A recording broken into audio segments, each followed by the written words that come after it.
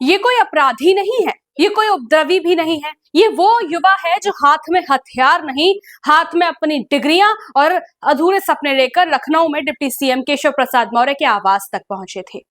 इनका कसूर बस इतना था कि इन्होंने सवाल पूछ लिया।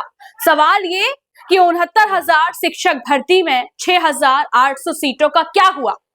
सवाल ये कि मेरिट लाने के बाद भी नौकरी क्यों नहीं मिली, और सवाल ये कि अगर घोटाला नहीं है तो डर किस बात का है।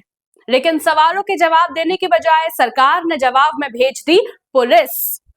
दरअसल 69,000 सहायक शिक्षक भर्ती में आरक्षण घोटाले को लेकर लखनऊ में अभ्यर्थियों का हुजूम विरोध प्रदर्शन करने पहुंचा। प्रदर्शनकारी डिप्टी सीएम केशव प्रसाद मौर्य के आवास के बाहर पहुंचे और प्रदर्शन किया। प्रदर्शनकारियों ने मामले में उच्च स्तरीय जांच की मांग की और साथ ही दोषियों पर कार्रवाई की मांग भी की। प्रदर्शन कर रहे अभ्यर्थियों ने आरक्षण नियमों की अनदेखी कर भर्ती होने का आरोप लगाया है। चाहते 4 तारीख को सुनवाई है, ये लोग पूरी मजबूती से वहां जाएं, हमारे हक अधिकार के लिए सरकारी अधिवक्ता भेजें। ठीक है, कोई बात नहीं, हम लोग कहीं नहीं जाएंगे। आप बोल रहे हैं उसके बाद ओम प्रकाश राजभर बोलते रहते हैं, तो उनके लिए क्या कहेंगे? सब वोटों के दलाल है, तो ये लोग सड़कों पे आते, हम लोगों को बुलाते, हमारे लिए अधिकारियों को भेजते। कोई नहीं, सिर्फ गुंडाई हो रही है सरकार में, पीछे दलितों के साथ अत्याचार हो रहा है।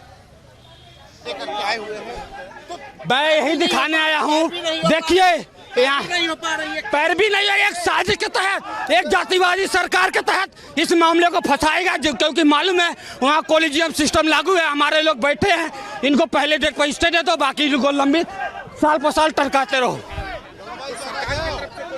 अभी तक 28 डेट लग चुकी है, सरकार की तरफ से कोई अधिवक्ता नहीं है। हम लोग कहाँ जाए? हमारा सिर्फ मांग है, जितने हमारे पिछड़े दलित समाज के नेता हैं सबका सब या तो हमारी नौकरी दिलवाए, नहीं तो सभी के सभी इस्तीफा दे, नहीं तो आपका चेहरा उजागर हो चुका है। आप लोग आने वाला समय में आप लोग साहब, हम लोग प्रताड़ित, हम लोग कहाँ जाए? हम कहाँ जाए? हम साहब, हम कहाँ जाए साहब? हम कहाँ जाए? चलिए, हम लोग कहाँ जाए? फांसी लगा दो।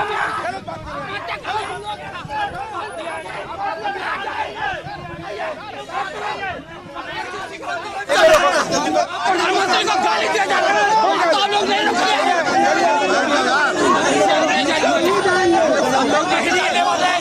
प्रधानमंत्री को ज्यादा गालियां दी गई, तब आप लोग कहाँ थे?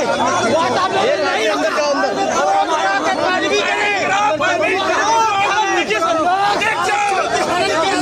पिछड़ों की हालत देखो। मैं मनोज यादव बाराबंकी से आया हूँ सर, और हम लगातार 29 डेटें लग चुकी हैं, लेकिन एक भी डेट में सरकारी वकील नहीं गए हम लोगों का पक्ष रखने के लिए। मजबूरी में आज हम फिर से केशव मौर्य के आवास पे आए हैं कि कम से कम सरकारी वकील 4 तारीख की डेट में भेजें और हम लोगों का केस जल्द से जल्द निस्तारण करके हम लोगों को विद्यालय भेजने का काम करें। लेकिन यहाँ पर पुलिस की जिस तरह से ज्यादती हो रही है हम लोगों के साथ, हम लोगों को अपना पक्ष नहीं रखने दिया जा रहा है। यहाँ पर जबरदस्ती हमको साथ घसीटा जा रहा है, हम लोगों को जबरदस्ती हम लोगों को बसों में ठूसा जा रहा है। अपनी बात नहीं कहने दी जा रही मीडिया के सामने, हमारी कोई बात नहीं सुनने दी जा रही, किसी से कहने दिया नहीं जा रहा है। मामला सुप्रीम कोर्ट में, हम लोग चाहते 4 तारीख को वकील जाए हम लोगों का, और हम लोगों का पक्ष रखें और हम लोग विद्यालय पहुंचे। 29 डेटें लग चुकी हैं, एक भी डेट में सरकारी वकील नहीं गया है।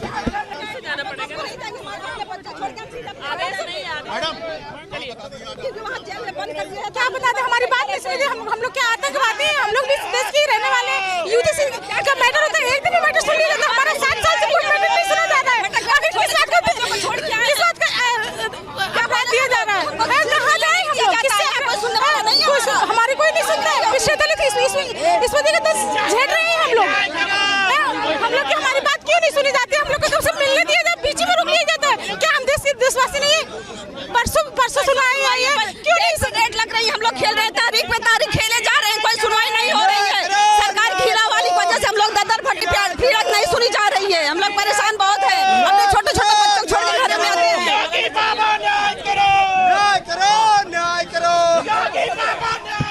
ये सब बैनर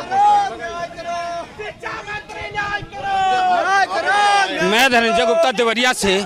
आप एक तरफ देख लोगे, अभी यूजीसी का मैटर आया था, वही वर्ग जो माननीय प्रधानमंत्री जी को हिंदू युवा समाज 700 सालों का अवतार बता रहा था। एक तरफ वहाँ जाति सूचक गालियां तेली सबके समझो, लेकिन वहाँ कोई कार्रवाई न हुई, न कोई पुलिस प्रशासन रोकने आई। लेकिन हम लोग पिछले 5 सालों से संवैधानिक तरीके से अपने वर्ग के केशव प्रसाद मौर्य जी से मिले, पूरा प्रशासन लगा दी गई। इसका मतलब ये है, ये माननीय उप मुख्यमंत्री जी चाहते हैं हमारे पिछड़े दलित समाज का वोट तो लेते हैं, लेकिन हमारा जब हक अधिकार की बात आती है तो चुप्पी साध लेते हैं। कैसा चाचा आप गुलाम हो, अगर आप हमारी आवाज नहीं उठा रहे तो आप गुलाम हैं, आप गुलाम हैं। आप तो अभी स्टूल पर बैठे हैं। ये सबड़वादी सरकार आपको प्रधान बनने लायक नहीं छोड़ेगी। ये सबड़वादी सरकार अभी होश में आ जाइए। तस्वीरें और वीडियो बताते हैं कि बेरोजगार युवाओं को ऐसे पकड़ा जा रहा है जैसे किसी बड़े अपराध ने साजिश रच ली हो। मानो प्रशासन कह रहा हो शायद जबरदस्ती नौकरी दिलाने ले जा रहे हैं। युवाओं का साफ कहना है कि 69,000 शिक्षक भर्ती में 6,800 पदों को लेकर भारी गड़बड़ी हुई है। उनका आरोप है कि मेरिट लिस्ट बदली गई, नियमों को तोड़ा गया और योग्य उम्मीदवारों को बाहर कर दिया गया।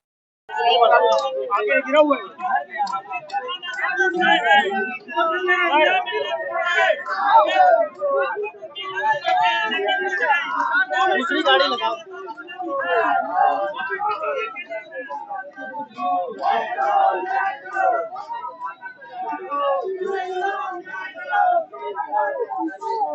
वहाँ पैरवी करो। सोचो 2 साल हो गया। मेरा नाम अमित मौर्य, 69 शिक्षक भर्ती आरक्षण घोटाले से। यूजीसी के मैटर में एक दिन में तुरंत डिसीजन ले लिया जाता है, स्टे लग जाता है। अभी तक लगभग 30 डेटें लग चुकी हैं, 2 साल लगभग हो गया। एक भी डेट पे कोई सरकारी अधिवक्ता नहीं गया। सिर्फ हमको डेट मिलती है, लाखों रुपए ले जाते हैं, वकील खर्च, वकील कोई कुछ नहीं है। एक भी शब्द मुंह से नहीं निकलता है। जान प्रिया केसों, ये पिछड़े दलितों के नाम पे कलंक है। एक भी ये पिछड़े दलितों के नाम पे कोई भी मदद नहीं करते हैं, ये जान लीजिए। इनकी कोई नहीं चलती है, ये खाली मौन बने बैठे अपनी कुर्सी बचा रहे हैं। हम भी मौर्य समाज से आते हैं, हम भी उनको वोट दिए। आखिर हमारे साथ न्याय नहीं होना चाहिए क्या? हम पिछड़े दलित समाज से, तुम्हारे साथ अन्याय होगा तो क्या वोट लेकर ये लोग नौकरी नहीं दे रहे? आप देख रहे हैं लगातार 2 साल से हम लखनऊ की सड़कों पे भटक रहे हैं। आपको नहीं लगता है कि ये लोग 2 साल तो सुप्रीम कोर्ट में हो चुके हैं। हाँ, तो उससे पहले 5-6 साल हो गया हम लोग लगातार आंदोलन कर रहे हैं, लगातार आंदोलन कर रहे हैं हम लोग। 4 साल 5 साल हो गए।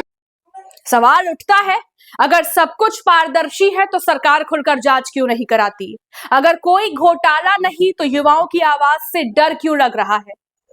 क्या आज के दौर में उत्तर प्रदेश में नौकरी मांगना अपराध हो गया है? क्या बेरोजगारी पर सवाल करना कानून व्यवस्था का मुद्दा बन चुका है? सरकार बार बार कहती है युवाओं के भविष्य को लेकर हम गंभीर हैं, लेकिन जमीन पर तस्वीरें कुछ और ही कहानी बयां करती हैं।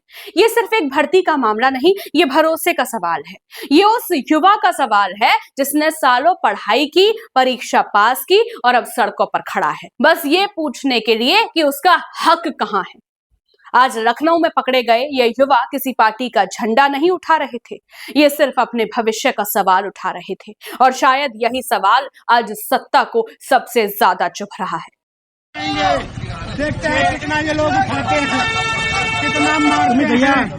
हम लोग केशव मौर्य जी को आईना दिखाते रहेंगे, केशव मौर्य जी को बताते रहेंगे। सत्ता से जुड़ी हर खबर के लिए देखते रहिए रॉयल बुलेटिन। वीडियो को लाइक और शेयर कीजिए। रॉयल बुलेटिन की यूट्यूब चैनल और इंस्टा आईडी, साथ ही ट्विटर पेज को फॉलो करना मत भूलिएगा।